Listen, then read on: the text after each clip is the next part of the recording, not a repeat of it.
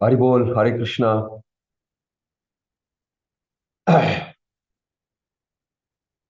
Omagyanatimirandasya Jnananjana Shalakaya Chakshurunmilitam Yena Tasmai Shri Gurave Namaha. Namo Om Vishnu Padaya Krishna Preshtaya Bhutale Srimate Bhakti Vedanta Swami Nitinamane Namaste Saraswate Dege Gauravani Pracharine Nirvishesha Shunyavadi Paschatya Deshatarine Jayasi Krishna Chaitanya Prabhu Nityananda Shri Advaita Gadadhar Shivasadi Gauravakta Vrinda Hare Krishna, Hare Krishna, Krishna Krishna, Hare Hare, Hare Rama, Hare Rama, Rama Rama, Hare Hare. Hari Bol and Hare Krishna. Welcome to everybody who's here on this very brief session that we're going to have this morning. So here we are on the reading of the light of the Bhagavat, the exciting commentaries with deep insights given by His Divine Grace A.C. Bhaktivedanta Swami Prabhupada on autumn rains in Vrindavan, relating wonderfully and relevantly that too to the world we live in today and the human interaction that goes on between nature, God, and the human. So these are amazing explanations. Text 11 says, in the rainy season when the rivers swell and rush to the ocean, and as the wind blows the waves about, the ocean appears to be agitated. Similarly, if a person engaged in the mystic yoga process is not very advanced in spiritual life, he can be affected by the modes of nature and thus will be agitated by the sex impulse. Purport or explanation: a person fixed in spiritual knowledge will not be attracted by the allurement of material nature in the form of beautiful women and the sex pleasure enjoyed in their association. One, however, who is still immature in the cultivation of spiritual knowledge may be attracted at any moment by the illusion of temporary happiness. Just as the ocean is agitated by the rushing rivers and blowing wind that occur during the rainy season. It is therefore very important to fix oneself at the lotus feet of a bona fide spiritual master who is a representative of God, so that one will not be carried away by sex agitation. Wonderful. Om Tat Sat. You want to take the equivalent shloka given in the Bhagavatam also and display it? Sharidbihi sangatah sindhus chukshobha swasanor miman apakva yoginas chittam kamaktham gunayug yatha. Where the rivers joined the ocean became agitated, its waves blown about by the wind, just as the mind of an immature yogi becomes agitated because he is still tainted by lust and attached to the objects of sense gratification. Kamaktam gunayug yatha. Tainted with lust, maintaining connection with the objects of sense gratification. Yatha. Beautiful. So it's mentioned apakva yoginas chittam. Chittam means the mind. Apakva means one who has not become steady and fixed. A yogi who's not yet become steady and fixed, his mind can get agitated with lust. Guna yuga yatha means with the modes of material nature. That means the material world. Just like. So it is necessary that we become fixed in Krishna consciousness to be able to become steady in the practice of Krishna consciousness, to be able to keep away from the allurements, from the attractions due to past indulgence, due to material attraction, our spiritual path may actually become damaged, can become blocked, we can get waylaid from it again. This is so nice, a shloka, so instructive. I'm sure that many of you here will agree that if we remain wishy-washy in spiritual life, without being serious, without being fixed, then we'll get swept by the waves of lust, greed, anger, and everything together. We'll simply get swept away. Krishna says, Mamamaya Duratyaya. Don't underestimate the power of my material energy. Don't think you can live a life based on sense gratification and also have spiritual life. It doesn't work like that together. You will become a apakwa yogi forever. A mix of these two things will put you into a situation of agitation and hankering, plus a desire to be spiritually oriented, to be fixed, to be disciplined, to be paka, right? So this constant fight is there in the sadhaka, the one who is trying to actually practice and become fixed in Krishna consciousness. So Prabhupada told us, Adhau Shraddha Tata Sadhu Sangha Atha Bhajana Kriya Anartha Nivrati Syar. Till then you will be struggling. Ruchi, Nishtha. Ruchi, taste, and then Nishtha means fixedness. Ruchi and taste and fixedness are very important landmarks in our spiritual life. Sadhaka should come to the point of at least developing taste in Krishna consciousness, taste in chanting the holy name, taste in reading and hearing the Srimad Bhāgavatam, taste in actually following the instructions given by Krishna. In all these things, when we actually become what I mean is we develop a taste.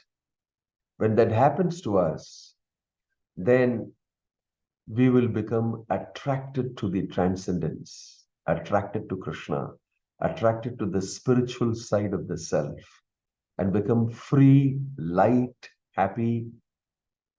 And then we don't want this disturbing, temporary, material attractions anymore. We don't want this disturbing, temporary, material attractions anymore. And in this way, we cross over these disturbances. It's very naturally explained even in the Bhagavad Gita, Vishaya vinivartante niraharasya dehina rasovarjam rasopyasya param drishtva nivartate. A higher taste, ruchi, when we get, then the lower taste, that will automatically be given up by us. This is a science. It is not that it is simply mentioned by Prabhupada here, the Bhagavatam or something. Life works like that. So a sadhaka should be interested in, not only just interested, he should go through the penance and the austerity of keeping away from temporary allurements and seeking for the higher pleasure of Krishna consciousness. If you take it very cheaply, you're not going to get it. See, most of the things in this world that people cherish and want, they go through a lot of austerity to get it. I was just posted yesterday with a quote from that famous tennis star who's the #1 in the world. What is his name? It's called Novak Djokovic or something like that. I find it very difficult to pronounce the name. You know the guy? What's his name? Djokovic, Maharaj. Huh? Djokovic. Djokovic? I don't think so. Novak. The guy Novak who... Djokovic. Yeah. Novak Djokovic. He has said that he said that in one of those big matches he had, and it was scored like nothing. And a 5-hour match he went through, and he became a solid fight he put up, and that's a grand slam he made it through. And he was sitting in he made it through, and he came to that restroom where they changed their dress and everything. And he said that it's such a huge success, but I wanted to actually eat chocolate. Since 2010, I kept away from chocolate. It's so heavy attraction for me. But if I wanted to win, I was told by my coach, keep away. From 2010 onwards to this day, which is nearly, he said, about 20 years or something, 20 and 21 years or something. I'm sorry, 10 years, 11 years or something. I simply kept away from chocolate. And at that time, my coach or somebody gave me a small piece of the chocolate, one small square thing, no? And I took that, and I was heavenly. After so long, I was able to enjoy chocolate.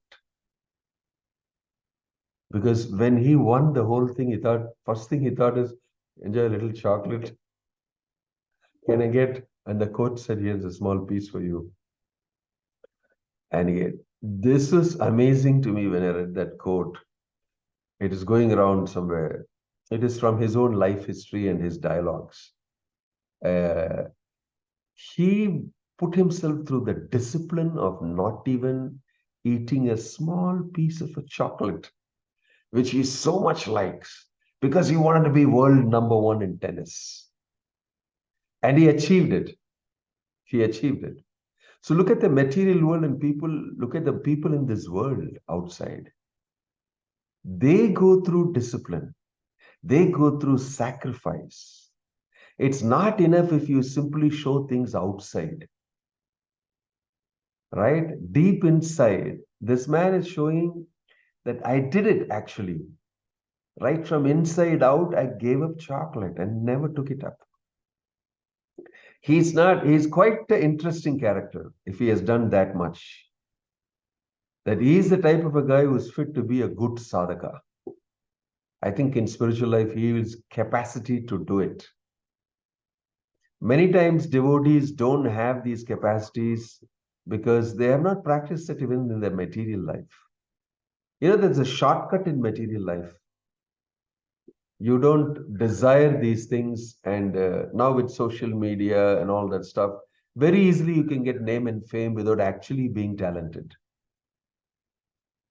The real talent and this thing that goes through it, you can just get some superficial this thing, and you can think that you're great. And there is no sacrifice in that, there's no penance in that, there is no austerity, there is no hard work. Very easily you get something external. So same way, unless you go through the process of actually becoming Krishna conscious, becoming attracted to Krishna, becoming a person who tastes Krishna consciousness, it is not possible for you to fight Maya. That's the whole point that's coming out here. Krishna is saying, Mamevaye prapadyante maya metam tarantite. I am very deeply involved in helping you to actually surmount your temporary attractions. By knowledge, by jnana, we can understand that I'm attracted temporarily to this. It's not actually good. I shouldn't actually be wanting this, because I'm sacrificing something much bigger, right? So people in this world actually, they go through lessons in life deeply, but they're not able to change. They make a lot of superficial changes. But the real change which you should make, if you don't make, you don't get the ruchi, you don't get nishta.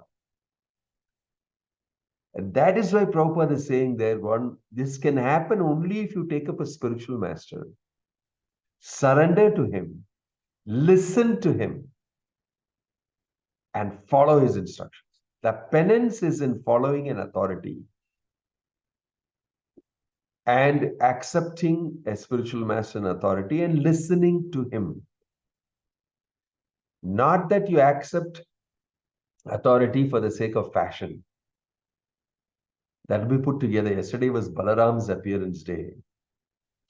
And I was reading a brilliant analysis of why Balaram was very specially oriented towards Duryodhana. Duryodhana obviously was against the Pandavas. He was envious. He's an Asura. Why did Balaram show inclination to him to such an extent that he said, my sister Subhadra should marry Duryodhana? He stayed in Mithila for more than 2-3 years to train Duryodhana with the mace, Gada. He stayed specifically for Duryodhana in Mithila. And then he concluded that Subhadra should be given in marriage to Duryodhana. So the analysis that is done is that Duryodhana cannot be a good guy because he was very much against Krishna and the Pandavas. But he was actually inclined towards Balarama. He is known to have even found out from some Muni how to glorify Balarama with 1,000 names. But in spite of being close to Balarama and inclined, he never surrendered to Krishna. He never, stopped his envy of the Pandavas and devotees of Krishna. He was completely against. He may be with Balaram. Balaram signifies Adi Guru.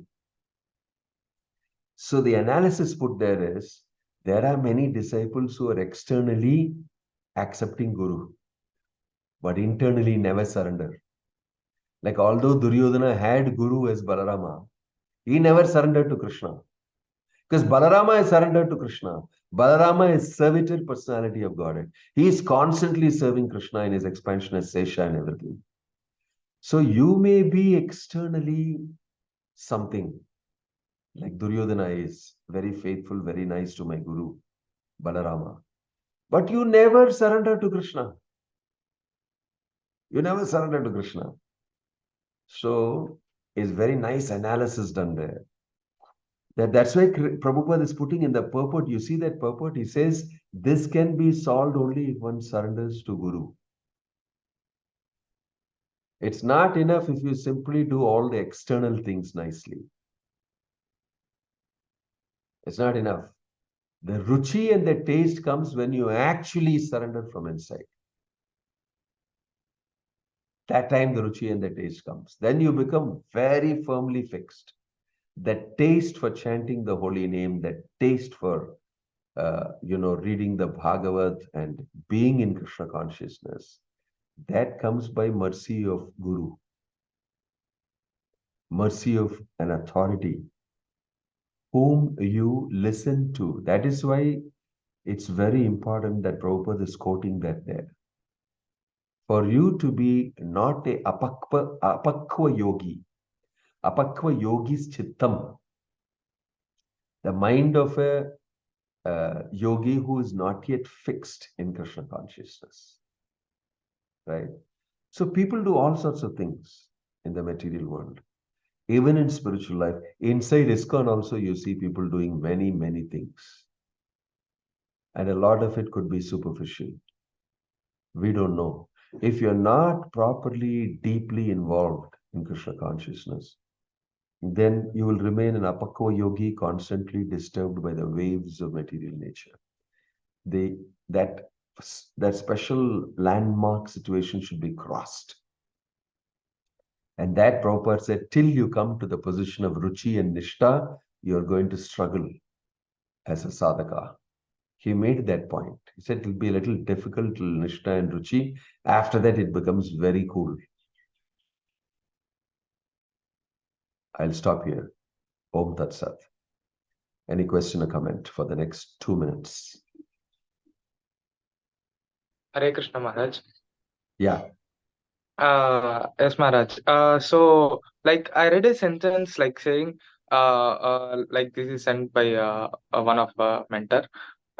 So like Balaram is the source of all whole spiritual world, and he is the Adi Guru. So like how he is the source of spiritual world, Maharaj?